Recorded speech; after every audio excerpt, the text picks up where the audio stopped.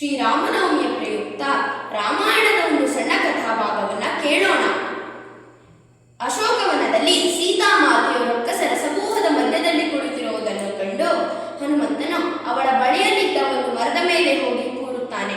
ಅಲ್ಲಿ ಸೀತಾಮಾತೆ ಹೇಳುವುದನ್ನ ಎಲ್ಲ ಕೇಳುತ್ತಾನೆ.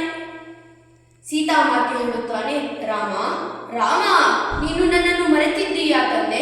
ನೀನು ಬರುವೆ ಬರುವೆ ಎಂದು ಕಾದು ಕಾದು ಬೇಸತ್ತ ನನಗೆ ಇಂದು ಈ ಜೀವನ ಬೇಡ, ನಾನು ಪ್ರಾಯೋಪವೇಶವನ್ನು ಮಾಡಿಕೊಳ್ಳುತ್ತೇನೆ ಎಂದು ಹೇಳಿ ತನ್ನ ಕೂದಲನ್ನು ತನ್ನ ಕಂಠಕ್ಕೆ ಉರುಳು ಹಾಕಿಕೊಳ್ಳುತ್ತಾಳಂತೆ. ಆಗ ಹನುಮಂತನು ಯೋಚಿಸುತ್ತಾನೆ, ಅಯ್ಯಯ್ಯೋ, ನಾನು ಈಗ ಏನು ಮಾಡಲಿ? ಈಗಲೇ ಹೋಗಲೇ ತನ್ನ ಕಂಠದ ಬಿಗಿತವನ್ನು ಇನ್ನೂ ಜೋರಾಗಿ ಮಾಡಿಕೊಂಡರೆ? ಹೋಗೋದು ಬೇಡವೇ? ಪ್ರಾಯೋಪವೇಶವನ್ನು ಮಾಡಿಕೊಂಡರೆ? ಅಯ್ಯೋ, ನಾನು ಏನು ಮಾಡಲಿ ಎಂದು ಯೋಚಿಸುತ್ತಿರುವಾಗ ಅವನ ತಲೆಯಲ್ಲಿ ಒಂದು ಉಪಾಯ ಹೊಳೆಯುತ್ತದೆ. ರಾಮಕುಶಲೀ ಭವ, ಅಹಂ ಶ್ರೀರಾಮ ಸಂದೇಶಿ, ರಾಮಕುಶಲೀ ಭವ ಎಂದು ಹನುಮಂತನು ಹೇಳಿದಾಗ ಸೀತಾಮಾತೆಯು ಕೇಳುತ್ತಾಳೆ, ಯಾರು ಯಾರು ನನ್ನ ರಾಮನ ಸಂದೇಶವನ್ನು ತಂದಿದ್ದು ಎಂದು ಹೇಳಿದಾಗ ಆ ಹನುಮಂತನು ಕರೆಗಳನ್ನು ಜೋಡಿಸಿ ಸೀತಾಮಾತೆಯ ಮುಂದೆ ನಿಲ್ಲುತ್ತಾನೆ. ಅಮ್ಮ, ನಾನು ಹನುಮಂತ, ನಾನೇ ನಿನ್ನ ರಾಮನ ದೂತ. ನೀನು ಹನುಮಂತನೇ? ನೀನ್ಯಾರು ಎಂದು ಕೇಳಿದಾಗ ಅವನು ಹೇಳುತ್ತಾನೆ, ಈ ನಮುಕಸುರರಲ್ಲಿ ವಿನಯದಿಂ ವಿದ್ಯೆಯನ್ನು ಕಲಿತೆ, ಹನುಮಹೃದಾಗಲು ಬಲ್ಲೆ, ಹನುಮಂತ ಎಂದು ಕರೆಯಬೇರಮ್ಮ.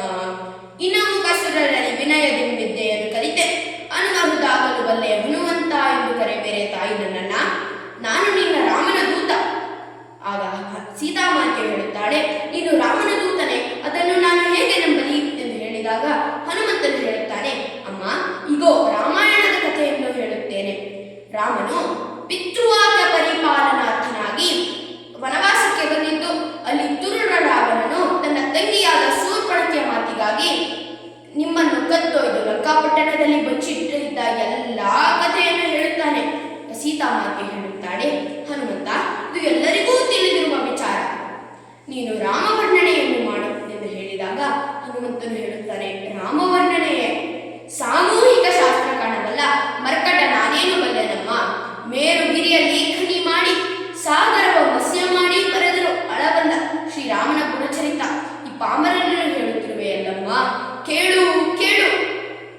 ರಾಮನೆಂತ ಚಳುವನೆ ಅಮ್ಮಯ್ಯ, ನಿಸ್ಸೀಮಗುಣಧಾಮನು ಕಾಂಚನವರ ಶುದ್ರಾಮನು, ವಿರುಚಿತ ರಾಮನು ರವಿಕುಲ ಸೋಮನಮ್ಮ ನನ್ನ ಶ್ರೀರಾಮ.